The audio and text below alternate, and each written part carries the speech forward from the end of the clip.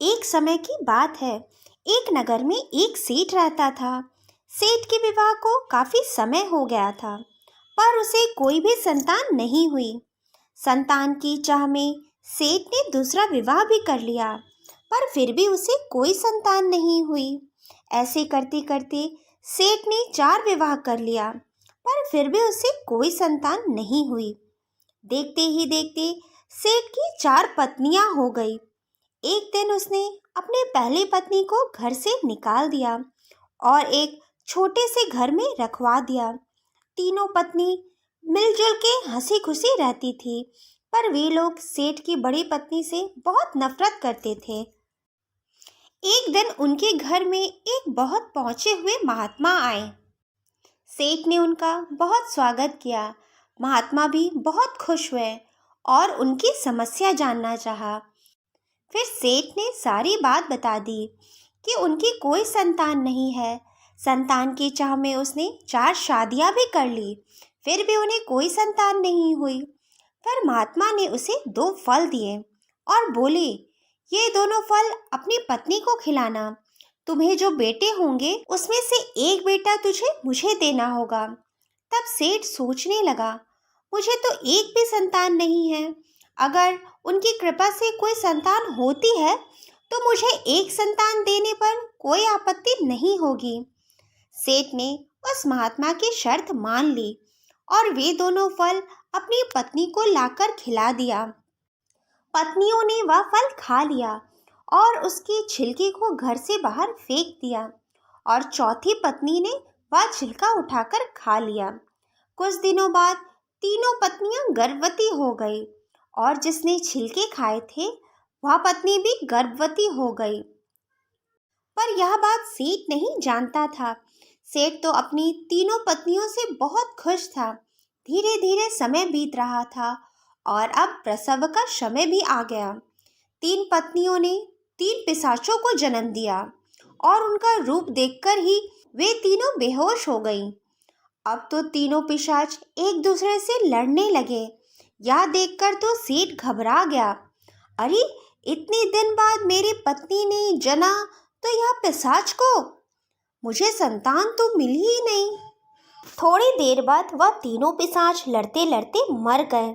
इधर सेठ की पहली पत्नी ने 2 बालक को जन्म दिया जो बहुत ही सुंदर थे। वे अपने दोनों बच्चों के देखभाल करने लगी और ऐसे ही कुछ समय बीतने लगा। सेठ अपने दोनों पुत्र को देखकर खुश तो था, पर उसकी तीनों पत्नियां उसका कान भरती थी कि वह आपका पुत्र नहीं है, फल तो हम तीनों ने खाए थे, तो उसे पुत्र कैसे हो सकता है भला। तब सेठ को भी शक होने लगा। फिर वह अपने दोनों बच्चों की तरफ देखता ही नहीं था। ऐसे ही कुछ समय बीत गया। एक दिन वही महात्मा सेठ के पास आए और बोले, सेठ चलो, अब तुम अपना वादा पूरा करो, मुझे एक पुत्र दे दो। पर गुरुजी, मेरी पत्नी ने तो बच्चे जन्मे ही नहीं है। उनके तो पिशाच पैदा हुए थे और वह भी थोड़ी देर बाद मर गए। ऐसा नहीं हो सकता। मैंने तुझे फल दिए और उससे बच्चा ना हो, ऐसा हो ही नहीं सकता। कहीं यह पहली पत्नी के बारे में तो नहीं बोल रहे हैं जिसने 2 पुत्रों को जन्म दिया है। महात्मा बोलने लगे, एक पुत्र को लेकर ही जाऊंगा, वरना मैं तेरे दोनों पुत्र को मार दूंगा।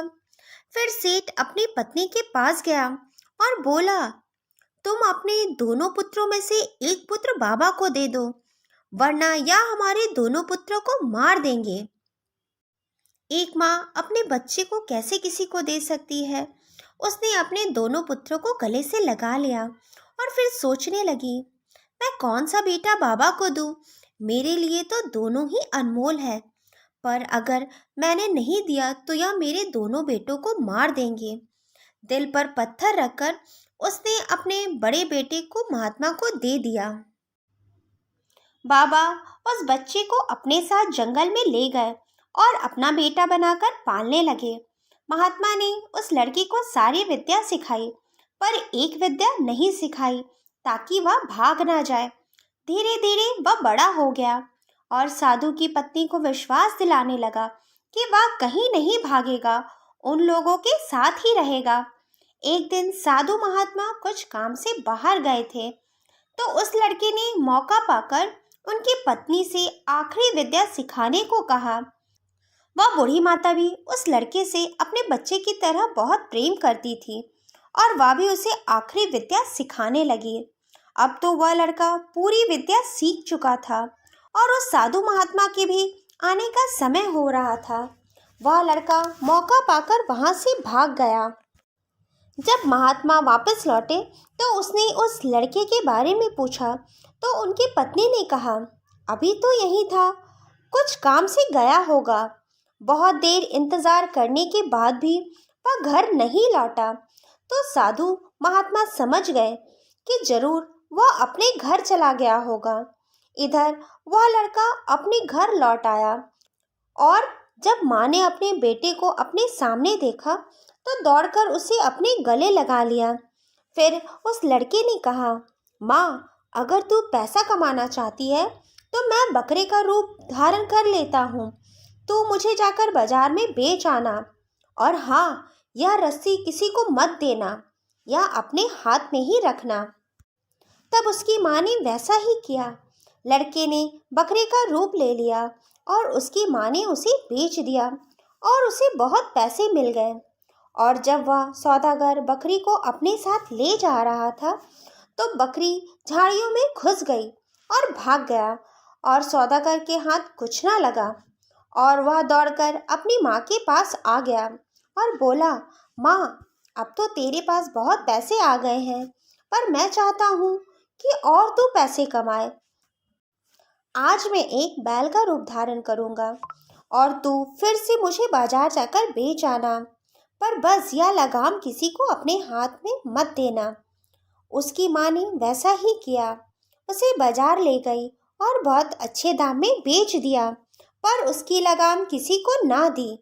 वह बैल फिर से झाड़ियों के बीच घुस गया और मौका पाकर वहां से भाग गया और भागकर अपने घर वापस लौट आया। तब माँ ने बोला, बेटा, अब बहुत हो गया, हमारे पास बहुत पैसे आ गए हैं, अब तू कहीं मत जा, हमारे साथ ही रह।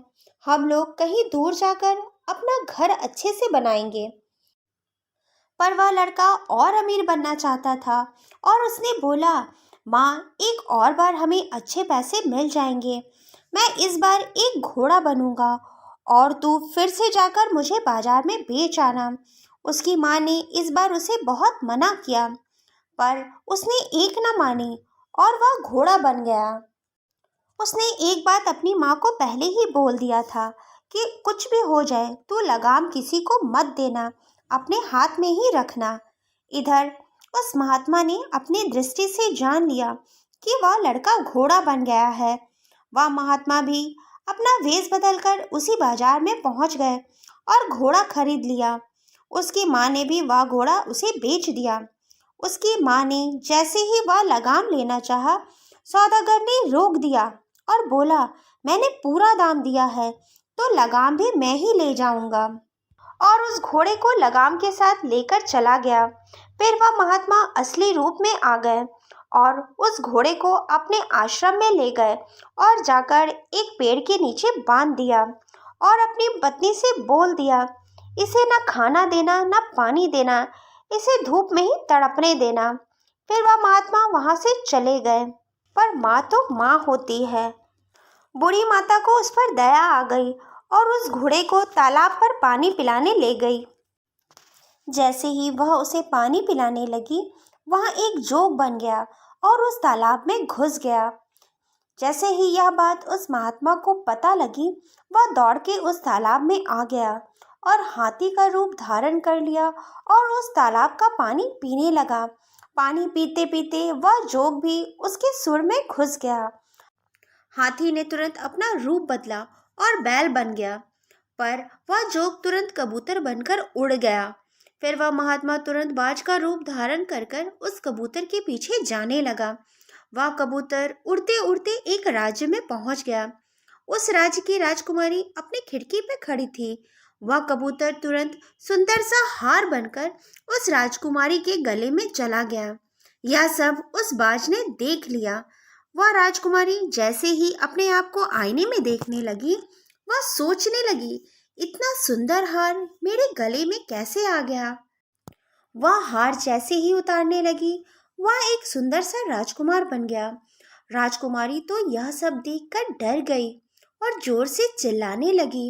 राजकुमार ने तुरंत अपना हाथ उसके मुंह पर रख दिया और बोला, डरो मत, मैं आपको कुछ भी नुकसान नहीं पहुंचाऊंगा।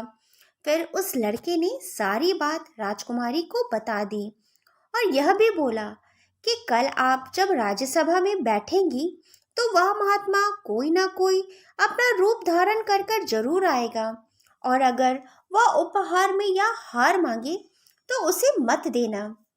पर अगर तुम्हारे पिताजी जिद करने लगे तो तुम यह हार उतारकर तोड़कर जमीन पर फेंक देना। राजकुमारी सारी बात समझ गई। दूसरे दिन वह महात्मा एक नृत्यिका का रूप लेकर राज दरबार में आ गया और अपना नृत्य दिखाने लगा। राजा को उसका नृत्य बहुत पसंद आया और राजा ने बोला, मांगो, तुम क्या मांगना चाहते हो। तब उसने बोला, राजकुमारी के गले में जो हार है वह हार मुझे चाहिए। तब राजा ने राजकुमारी को वह हार देने को कहा, पर राजकुमारी ने वह हार देने से मना कर दिया। राजा के कई बार कहने पर भी रानी ने वह हार नहीं दिया और उसे तोड़कर जमीन पर फेंक दिया। अब वह मोतियों का हार पूरी जमीन पर बिखर गया। फिर वह महात्मा तुरंत मुर्गी का रूप लेकर वह मोतियों को चुगने लगा। उसने सारी मोती चुग ली, पर एक मोती दीवार के छेद में घुस गया। उसने जैसे ही उस छेद में से मोती निकालना चाहा, वह मोती एक सांप का रूप धारण कर लिया और उसने उस मुर्गे को डस लिया और उसकी वहीं मृत्यु हो गई। सभा में सारे लोग यह नज़ारा देख रहे थे, पर किसी को कुछ भी समझ में नहीं आ रहा था।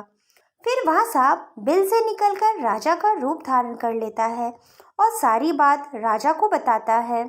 राजा भी उस लड़की की बातें सुनकर बहुत खुश हुए और उसने अपनी पुत्री का विवाह उसके साथ कर दिया। अब तो वह उस राज्य में ही रहने लगा और उसने अपनी माँ और भाई को भी वहाँ बुला लिया। फिर सभी लोग खुशी खुशी एक साथ मिलजुल कर रहने लगे। तो दोस्तों, कहानी अच्छी लगी तो लाइक करना ना भूलें और ऐसे ही कहानी देखने के लिए हमारे चैनल को सब्सक्राइब करना ना भूलें। राधे राधे।